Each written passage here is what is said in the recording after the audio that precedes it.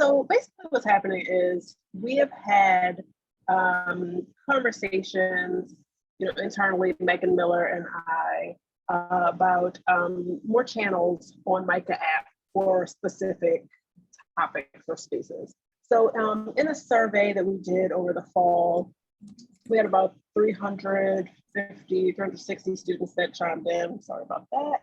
And one of the overarching things that people said they wanted was a private channel just for majors and departments. So our thought was then, well, let's just talk this through and make sure this is something that students actually want.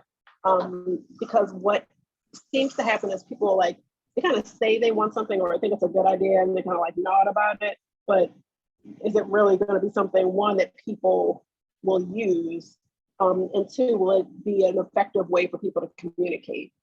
So in thinking about this, we're like, should we or would you all be interested in majors for channels for every major? Does illustration want their own channel? It's a private channel that only illustration majors could talk in. So you have your own major channel. Do we section it off so, fine arts students all have one channel? Maybe you don't need it broken down into just individual majors. Maybe it's something a little bit more broad. And this is a place, where you can share, of course, announcements, things to keep in mind, events that might be specific to you all, or, different, whatever it might be. And I'm not actually sure what it might be. So I guess the overarching question, I'd love to hear any student opinions here, is that something that you all would be interested in using, one? And as far as moderation goes, would there be members here that would be interested in helping moderate those individual groups? Because we just want to make sure that the content that goes there stays relevant. It's not, like out of place. It's not like all the random stuff that happens on the main wall, like happening in a major channel. So we would also need to just make sure we could find moderators for the groups as well. I rambled a lot, but that's the overview of why I'm here. So I'd love to get any input.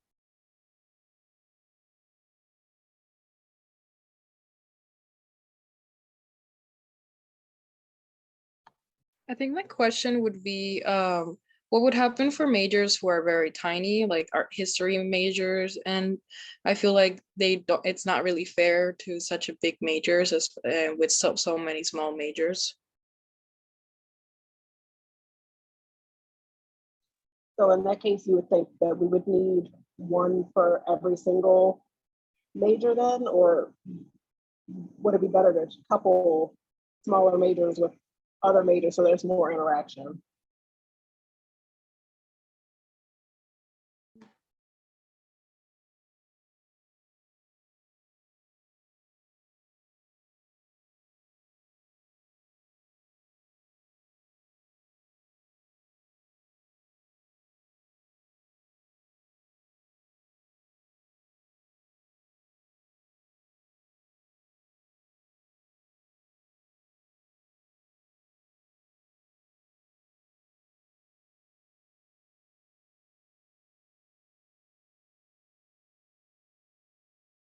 And that we definitely understand. Like, what we would almost want to do is try it and see if it would work. And then if it doesn't work, we're like, all right, we're going to scrap it. Just let everybody know, like, we gave it a go. We thought it might work. Just because the response was so overwhelming on the survey. But it's a survey and it's like people going through and like clicking buttons and like, yeah, I guess it makes sense. I mean, why not? So yeah, I mean, overall, if it's something, do you all honestly just think it's something that you would use? Would you pop in from time to time? You would get basically notifications in your notification area that says so-and-so wrote on the graphic design wall or the painting wall or fine arts wall or whatever. Remind me which app this might be on? Would this be on the MICA app or something else? Yes.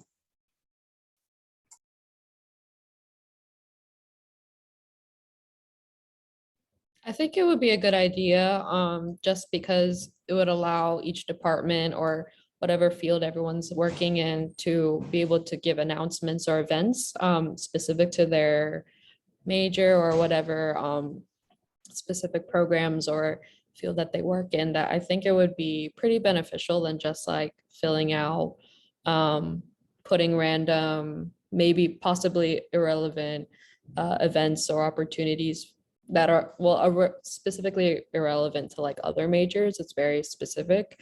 I think it would be beneficial.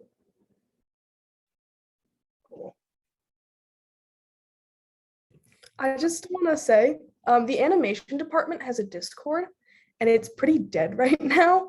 I think there needs to be something on the app that's engaging rather than just like a text channel for students to actually go on it. And can you elaborate by what would make it engaging, or what do you think would be engaging for people? I think since the Discord, it has like different sections, so you can reach out for help or look for partners for an animation collaboration, or it has very specific, this is what I'm looking for, instead of just like a general text channel. I think that would help a lot.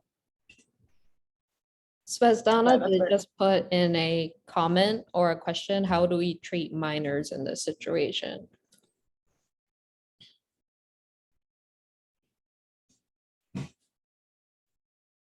Good question. I mean, I don't know. It's a good question.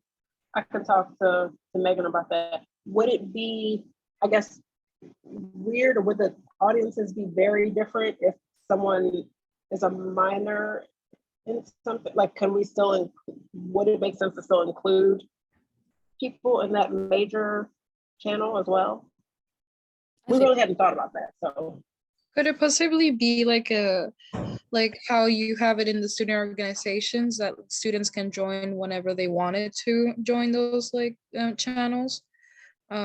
Just because I do think that there are students who have how do I say they have stated that yes, they will minor in illustration, but then there's some students who haven't really officially done that but have taken classes, because that happened to me in sophomore year. I wasn't a minor, like I assume I was, but then I officially became a minor in illustration by junior year.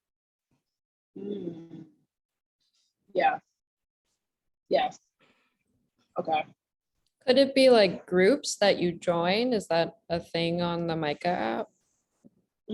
Yeah, so we could basically just duplicate exactly what I think Sophia said. I was trying to follow the gallery, I couldn't find it. But yes, we can do open groups where people can basically discover the major or minor that they're in, and they can request to join, which is fine. I guess the thing is, then you wouldn't have to necessarily be part of that major or minor to join it. Like, anybody could basically do it, unless we're like literally sitting there like double checking, PeopleSoft to make sure people are actually majors and minors in this department. But some people just want to know what you're doing there. I can imagine a freshman wanting to know what's happening in these majors that they really want to be a part of, or a minor they want to be a part of. So, I don't think y'all do anything that's like so super top secret that nobody else should be able to see it.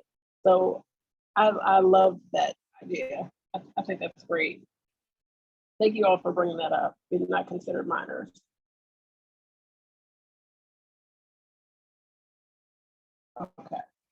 I don't want to take up your whole meeting, but does anybody have any final thoughts or anything like that?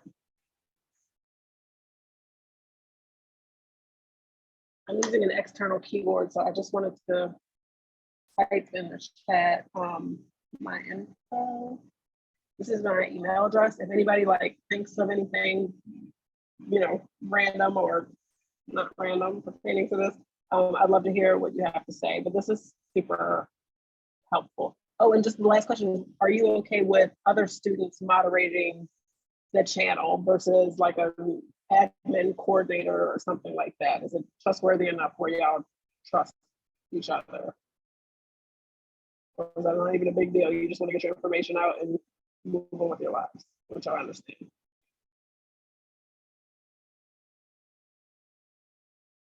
Okay, I'll take it. Okay. Thanks for having me. I hope this is a productive meeting. I learned a lot, so I'll take it back to Megan and we'll post on the app with what we decide to do. Thank you. See you all. Sharing. Thank you. Okay. Awesome. Thank you guys for participating and giving your input on that. Do you want me, should I share my screen for the agenda or do you guys already have it up? Yes, mayhaps. I'll share if no one's gonna say anything.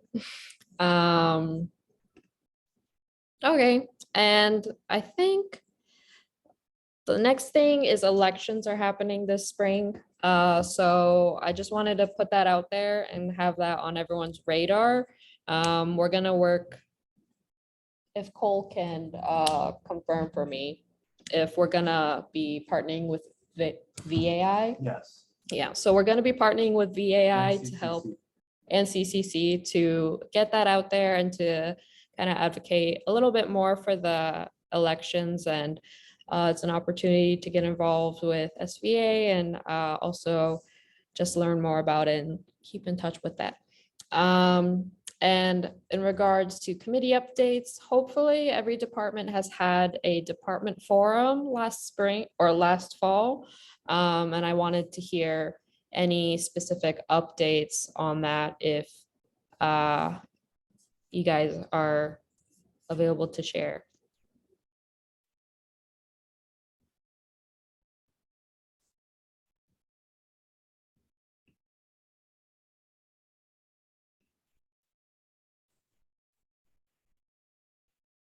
Did every department host a department forum with their chair?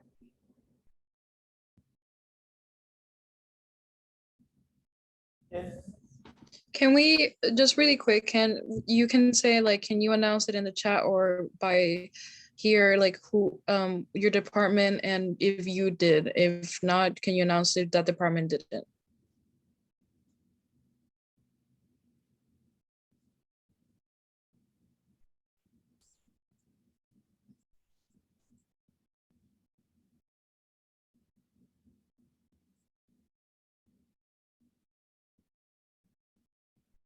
Okay, awesome. It looks like some departments have been able to, and maybe others couldn't get to it yet. Definitely keep me posted. In the Constitution, you guys please send, it says to send me the department forum notes, just so that we can have on record anything that was discussed and anything that you guys want to address within your specific department. So please send me those if you have them. Send them to SVA or my email. So please, that would be very helpful. Awesome.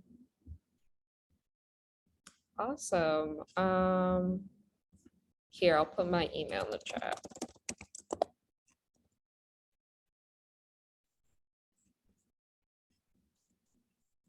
But yeah, cool. Are there any specific updates that anyone wanted to share or no?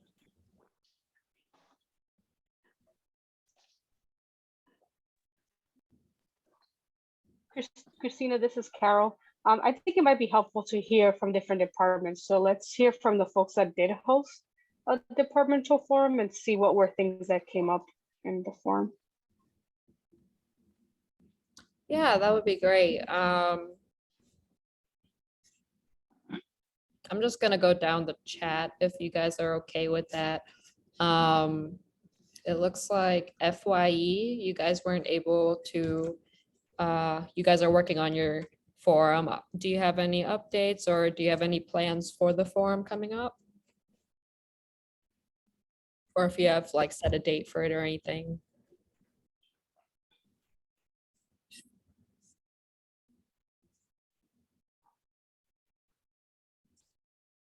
Okay, awesome.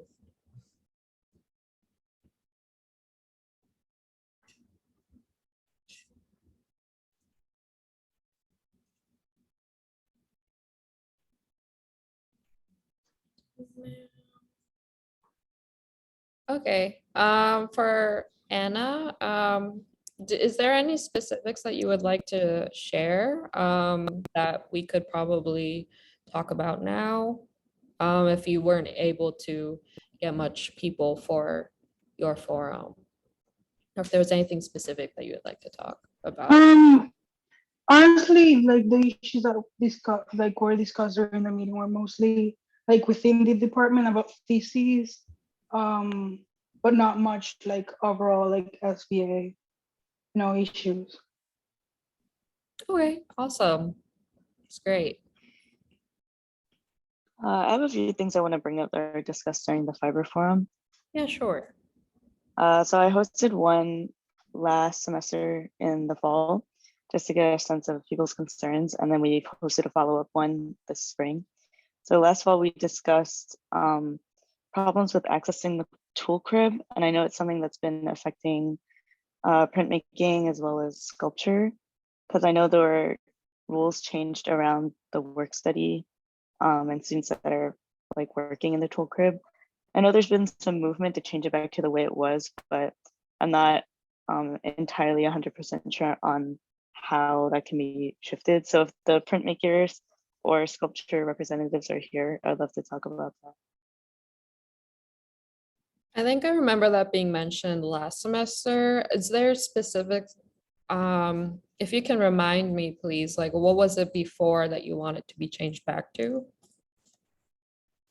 Before references, like before the pandemic, hours were much longer. And now I think it's because there's been a rule instituted that work study students can't work unless there's a supervisor there, and supervisors only work for a certain amount of time. So it causes access to the tool crib to be super short and only during certain windows.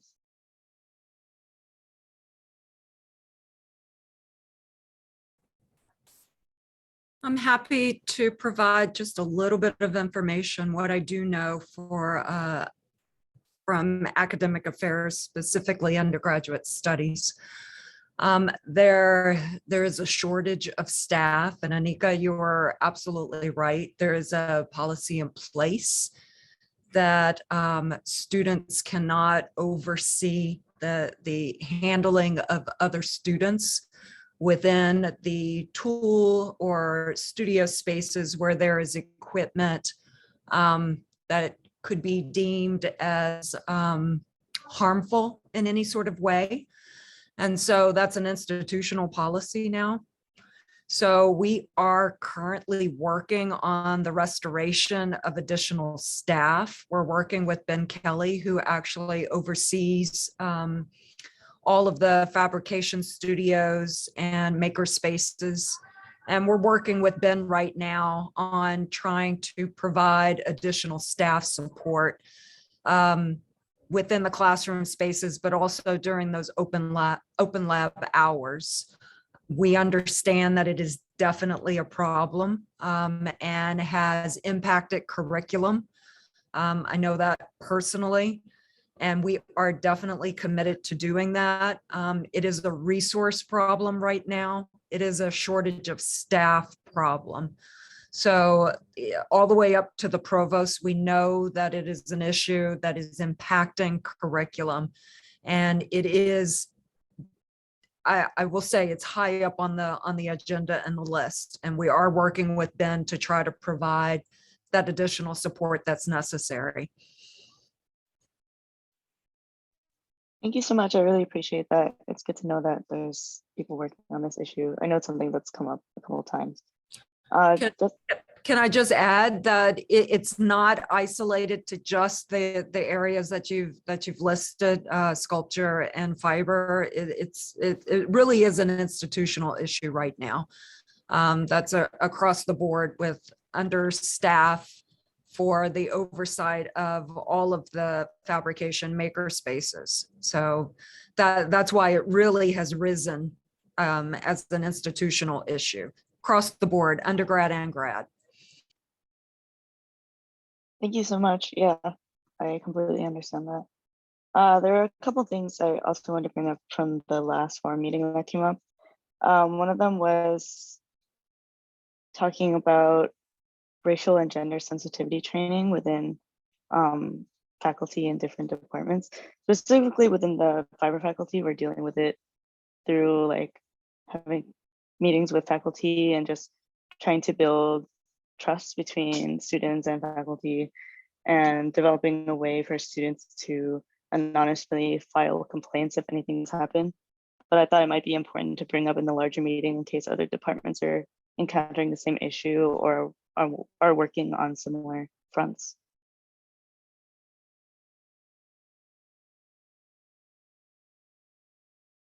Thank you for sharing that. Yes, I'm writing little notes down while you're talking.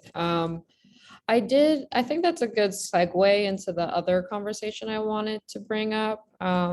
Just out of curiosity, I did see that in the poll, like wanting more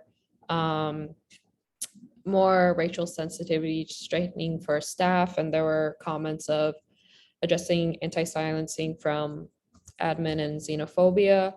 If there's a broader conversation that's not just specific circumstances or situational circumstances, if there tends to be a trend of that, is definitely something that should be brought up to SBA and something that we can vocalize. And I also wanted to bring up in past conversations with some students of just treatment or student relations with professors in the classroom, and just how I guess wanting more flexibility and more empathy with the fact that we're in a pandemic. I think we talked a little bit about this, Colette, back after the last town hall. If you have any thoughts to share, that would be great. But that was something I wanted to bring up in this meeting, just to see if that's also something of concern from any of the department reps.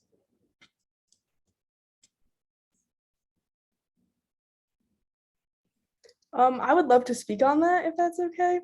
I'm an animation department rep. Anna and Molly, feel free to jump in. But I think the workload for an animation major is always very heavy, but the issue is the lack of accessibility to facilities. So the workload is no longer possible. I mean, the Brown building is not open 24 hours anymore. I know the thesis students are really struggling with that. It's really hard to get technology. The MICA campus itself is not accessible, so getting technology is a real journey for a lot of people because all of the pens are in the tech center and not the Brown Center anymore. So I feel like the workload is the same, but the circumstance is now very different. So it's been an issue for a lot of students, especially thesis students. I want to stress that. Yeah, basically that entire notion, just the accessibility of technology seemed to be the biggest concern for all the seniors coming. And they were also just generally stressed about trying to achieve thesis while dealing with everything, especially just thesis students, seniors, but mostly also the like off kilter semesters, senior juniors trying to deal with this too.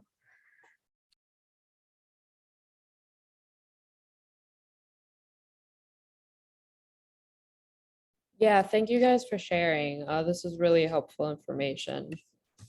There were some comments, and I had permission to talk about it broadly, but just comments, there were comments last semester of there wasn't really a transitional period from fully remote learning to in-person learning, and that there were a lot of, I guess there were a lot of high expectations of being able to maintain or like sustain how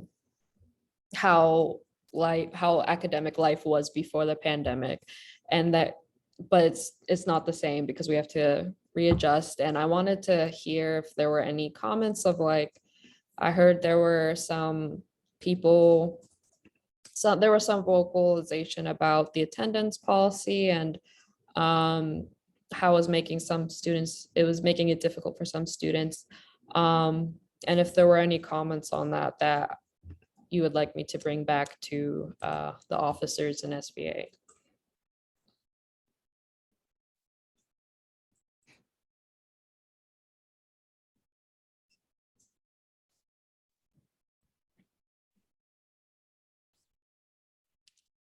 Cleben, I just saw your comment. Thank you for sharing. I'll definitely note that down.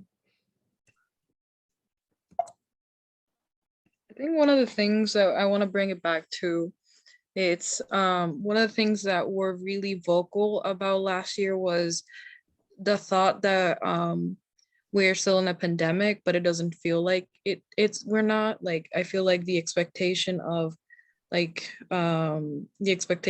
being like, now that we're back, the expectation are like right back to where we are, like where we started, but in reality, like sometimes it's forgotten that we're still in a pandemic. We're still dealing with a lot of situation in our time, and that we have gotten students that have stated that, hey, I don't think that my professors understand that I just can't do this because I have certain situations that are happening, and there's not that understanding with it. That's what we heard last year, and I know that we're in week 5, and do students feel like they're not being heard in that sense, or is there a feeling of like, hey, like my professor doesn't understand that we're still in a pandemic and I have to pay bills, I have to work, I have to do this, et cetera, et cetera.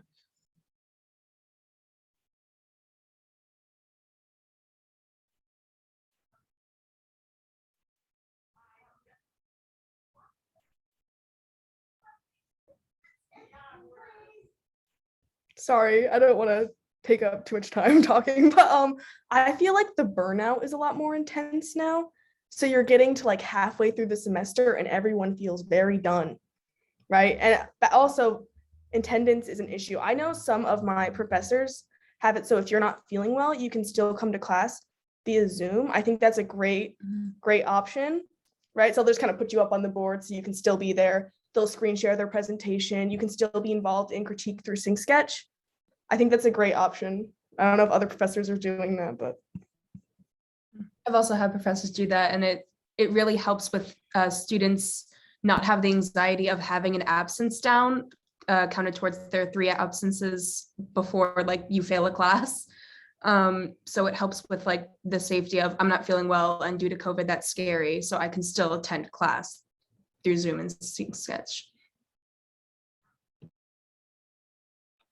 Do you think that because of that,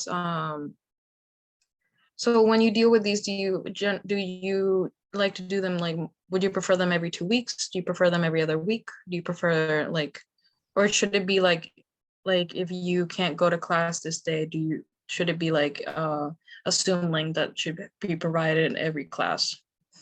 yeah, sorry, I realized I probably wasn't clear when I said that. It's like they will be in-person classes and everyone's going, but if you personally are like, I'm feeling unwell, the professor can put you in a little Zoom box in the corner so you can still attend class. Like they're in person, but you're not. So it's not like it's not like a hybrid thing. It's just like, I'm feeling unwell. I don't want to risk my safety or anyone else's. So.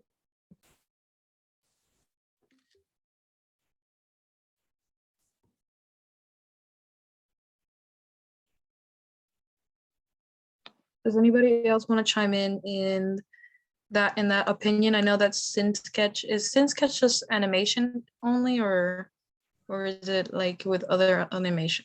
I don't know. Is there any other like other persons that want to like just get that with what they do in your majors?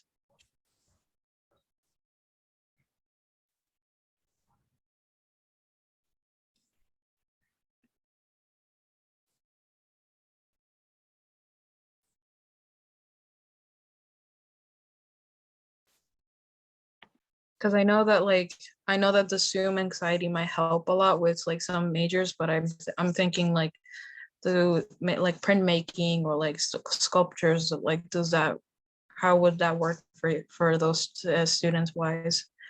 How could we help out in that sense to students who need to be in the studio?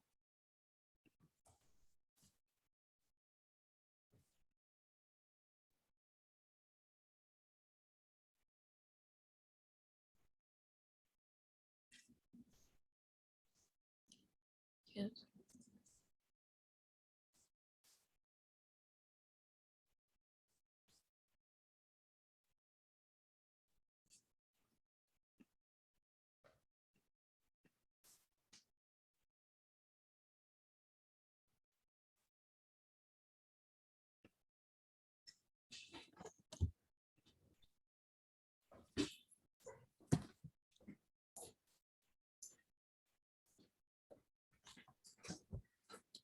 Think I'm reading Kofo's message. Oh, do you Oh, have a Colette has to say something. Yeah, I actually wanted to respond to that very chat about the 3D. We are actually in the process of a faculty search for a 3D animator. So that person should be enrolled by fall, hopefully. So we hear you on the 3D and working towards improving that or answering that ask right now. I completely also understand with that. I'm a stop motion animator myself, and 2 of my classes got canceled this semester. And so I had to like reshape my schedule immediately because not a lot of people enter these classes. And so it affected like kind of my portfolio a little bit and how I want to present it to internships these years. So I completely understand that.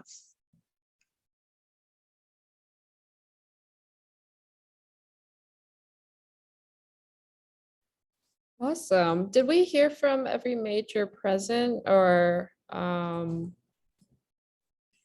seeing?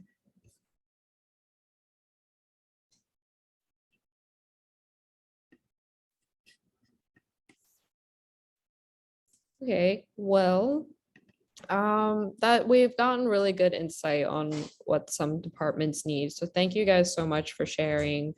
That's really helpful. And I guess one comment that wasn't on the agenda that I just want to make really quick since we have plenty of time is just how can we, just any suggestions that we can hear from for SVA just to make your time as department reps more fulfilling and more worth your time. I want to make this like a good experience for you guys, that you guys actually feel like you're getting involved with SVA and being able to have your voice heard and make a difference. So whether you want to say it now or just send me a message later, I would love to hear suggestions. Even just like making something fun for department reps per each meeting. I want you guys to also enjoy your time here. So yeah, just send me any suggestions you all have. That's it for the agenda. I don't know if there's any last minute comments that you guys want to make.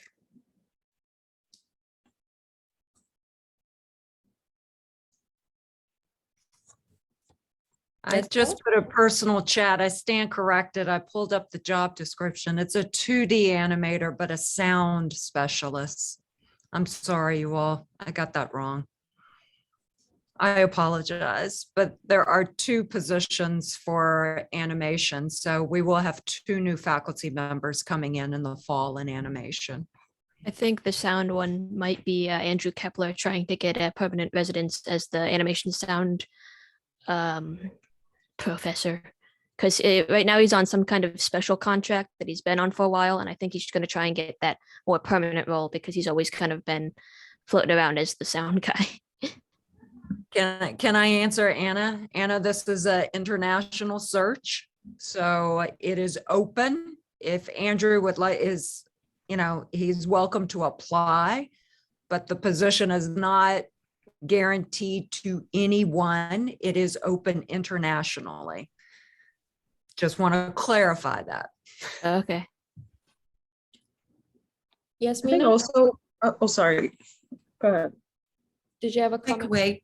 Yeah, I wanted to comment on behalf of FYE and some of the things that I've been hearing in terms of making concurrent teaching learning experience available or not. So I think the term is concurrent now. It was like, I think hybrid modalities is something else that, we are allowed to teach up to 50% hybrid, but it's, everyone's either online or everyone is in person. And it is considered ideal if it is sort of spread out throughout the semester. So it's not like half the semester is online and then half the semester is, in person. But what you brought up, some of you brought up, was the concurrent classroom scenario being very advantageous for those who are sick and could still participate and be able to get the attendance checked.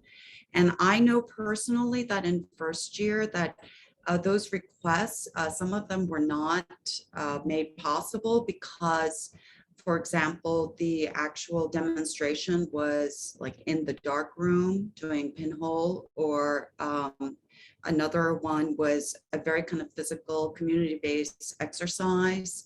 And Colette, please chime in on this, but it is in the purview of the faculty member to be able to say whether or not, how many times they could do the concurrent classrooms.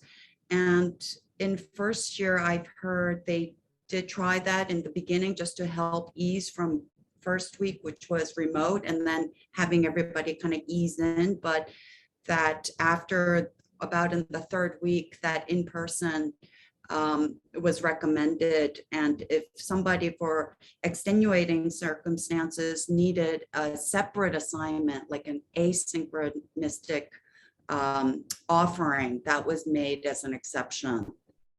So it was, you know, what I've heard from educators is that that kind of teaching is the most difficult teaching. So maybe times have changed since I've heard that, but I think it is in the purview of the professors. So maybe Colette, you could help shed a little bit more light on that.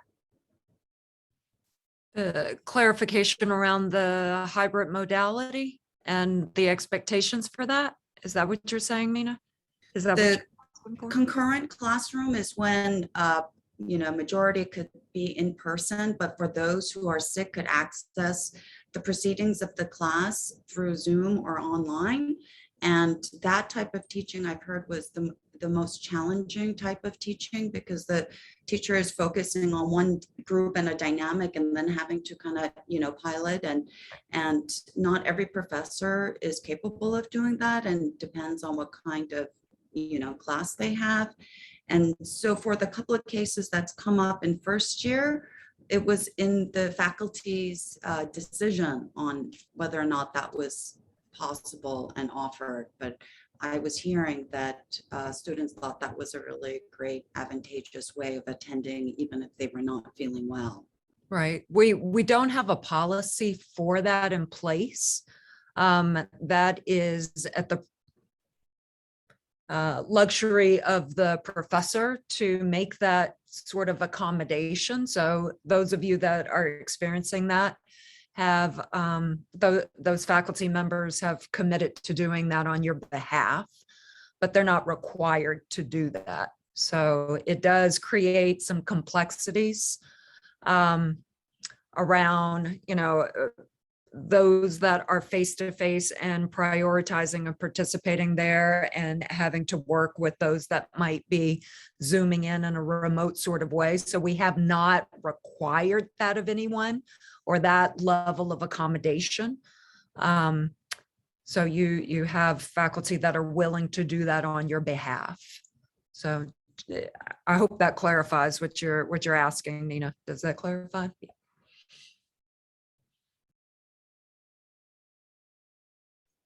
In regards to the 3D animation request, I did want to ask you, Colette, it might just be good for us to keep on our radar. When, what's the time frame for when administration or MICA decides faculty or classes for the semester? If you know that off the top of your head. Repeat that question again, because I was thinking you were asking one thing, but then at the end it sounded like it turned to a different question. I want to make sure I got it correct. Okay, sorry if I'm not clear. Like when we decide classes or who you're hiring for faculty for a coming semester, when do you start that hiring process, or when do you start creating that curriculum? Does that make sense? Correct. So it's really two separate questions. So the hiring starts an academic year prior to the academic year that they will begin. So we're in the process of all of the faculty searches that are taking place within undergraduate studies right now. That work started last fall. Those folks will start on contract August 1st and be in the classroom starting fall of 22. For curriculum, new courses, readapted courses, anything like that also takes place a year before. And that is the preview of the faculty, the full-time faculty within that department to set the curriculum. New course proposals, revised course proposals, all of those come forth to the undergraduate studies team, which is myself, all of the associate deans. That comes to us by way or through the chairs of the department. So they are the ones that are setting the curriculum themselves. So as far as a 3D animator, I would say, I would recommend that the Student Voice Association and those representatives from animation really let your voices be heard within where are the gaps within that curriculum, and you know, what do you think is really needed? I will say animation is running two faculty searches right now. Do I think they will get another search within the next year or so? Probably not, because they're getting two right now. So there's a balance between all of the departments, and there are many departments, right? There are 20 within undergraduate studies, and really trying to balance what are the faculty needs across undergraduate studies. So I will let you know, there are other departments that have faculty, full-time faculty needs right now that did not get a search or are not in the process of a search this academic year, bringing somebody in for AY 23. So we have to balance all of those needs, and I hope you guys understand that. But I would say, right, it is important for you all to really speak about the needs within the curriculum and where you feel as though things need to be strengthened up and how. So I would have that conversation with the department within your departments and your department meetings, openly and transparently. If I may add to the Vice Provost, hey everyone, I'm Zvezdana, Associate Dean of Design and Media. I have already related the sentiment about the 3D curriculum and animation to your chair, Steve Manili. And just as I said, just as Colette encouraged you, I also encourage you to communicate with your professor and your chair. But from my end, I have already, communicated this message to him. So we hear you and we will respond. And the other thing is, Colette described the full-time hiring process, but that there is also, as you know, many of our courses are also taught by part-time faculty. And the process for that is a bit quicker. Part-time faculty can be hired even over the summer, because it's less of a procedure. It's just for one course or maybe two courses. So that's just, for your information. May I just add one more thing based on what Zvezdana just actually added? Part-time faculty or adjunct faculty are hired semester by semester as well. So not on an annual basis, but depending on what the needs are and what the curricular needs are, and what courses are offered and what courses are staffed. It might be that you bring someone in a spring semester for a particular class, and maybe, there's a rotation of the curriculum in the fall. So part-time or adjunct faculty are hired actually semester by semester. Awesome. Thank you so much for the information. That's really helpful. I want to give space for anyone. It's 3:50. Anyone who has class at 4 p.m., you're welcome to leave and head out. Thank you for anyone joining. If there's last minute comments, otherwise, Svezdan, do you have a comment? Yes, I had actually a quick question for you, awesome SVA reps and officials and just students in general. Part of the thing we've been discussing a lot lately with chairs among us, the administration, is the need, I mean, the perceived need and the kind of overall desire on campus to have more community building, to have more like social occasions, and having you students, you know, possess a greater sense of belonging. And wondering how that's going. Do you guys feel that there's community building happening on campus? Are there events that you have attended and have really enjoyed? And what can we do in that regard? I think first of all, it it also changes depending on the person. I'm a commuter, so sometimes these events don't even affect me as much because I just commute here. And I do feel that, like, first of all, there's no commuter space. Supposedly, Myrov was the basement is supposed to be a commuter space for students with to put their food and everything. I think it looks bad there. I think, like, especially like how hot it is in there, how there's no fridges at work, there's no microwave. I feel as a commuter, it's one of the things that affect me the most. I don't feel like there's a space for me to like have my food. There's no space for me to just stay there and like work on stuff. The only space that could be there is probably an empty classroom or the library. And I'm an animator, so I need to have a space for myself. And I think also yeah, but like for stuff like this, that like there it's not being like targeted towards me. I didn't know about this information of having a commuter space because it's not being told about it. There's not a friendly space for me to just sit there and just work on stuff. I feel like the only space that I have is Falby, probably because it's outside and it's like it's located for to eating and stuff. That's kind of as a commuter standpoint. I always brought that up always because like it's always like I feel like since leaving the campus, it feels like I haven't really been in touch with the campus events, especially especially for like especially because we're still in a pandemic and I still feel like I'm not connected to these anymore. Thank you for sharing that. We'll definitely take your point in consideration.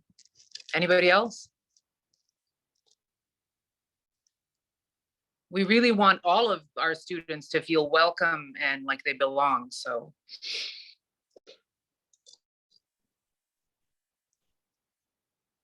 I guess I have a small thought. I mean, I do agree. Like, I feel like there is a lack of community lately, except for like memes on the MICA app. And I know it's kind of difficult because of the weather, it's cold out, and to make accommodations outside is a bit difficult. But there aren't many, and I know with COVID it's difficult, and I don't know how much leeway there is or how much we can really do about it currently. But there's not I work a lot in the Brown building and in Fox now, and there's not much location. There's not really anywhere for people to congregate or just to chill and like relax or anywhere. And the Doris is blocked off for seating, understandably, but that's also a limitation. I also do want to emphasize that I didn't mean it like events like that. I just mean more of like, because I'm an event programmer, so I'm a program manager. I got called out by Carol. I didn't mean like that. I meant more of like a space for like students who just commute. I'm sorry, Carol. I didn't mean it like that. It's just I more was of like, what do you mean you don't know what events are happening? Your I whole know where- team meets once a week to tell you what events are happening.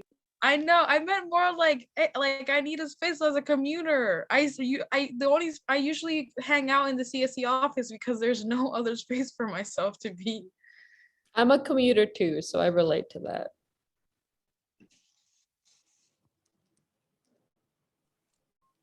Commuters are always welcome in CSC. So put that out there and come on in.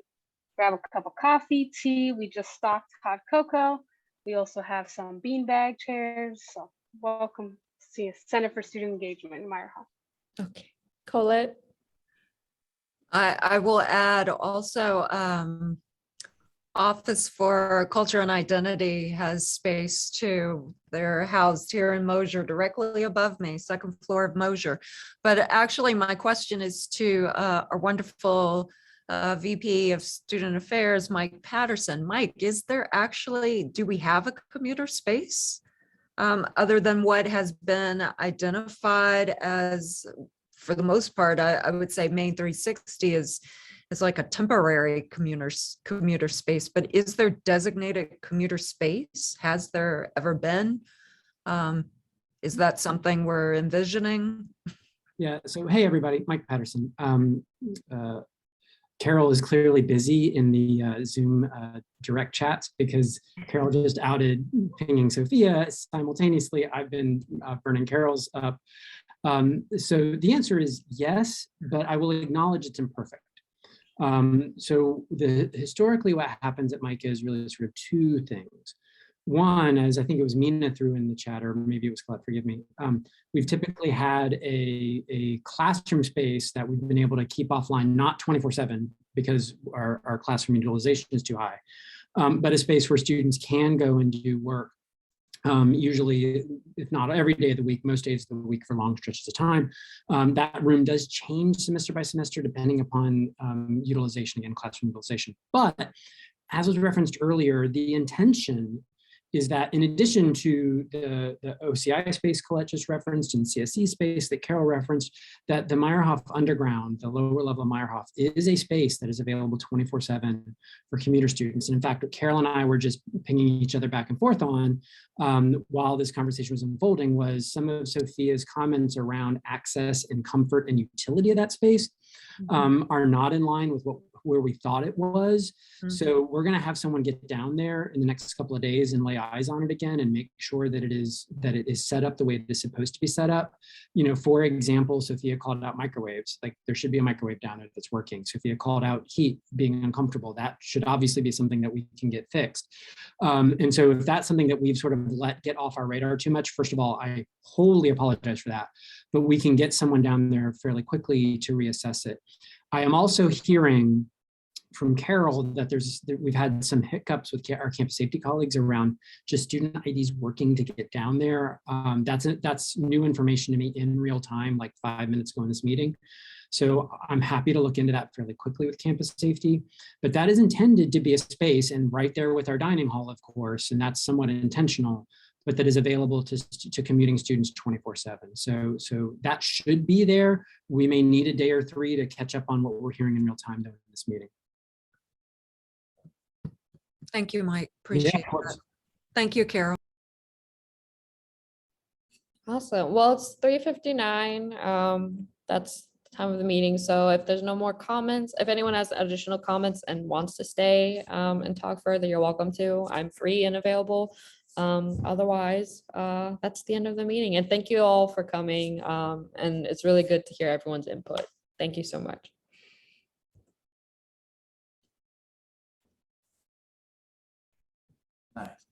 Thank you all for the invitation. Thank you. Thank you. Have a good day. Thank you. Cool. Nicely done.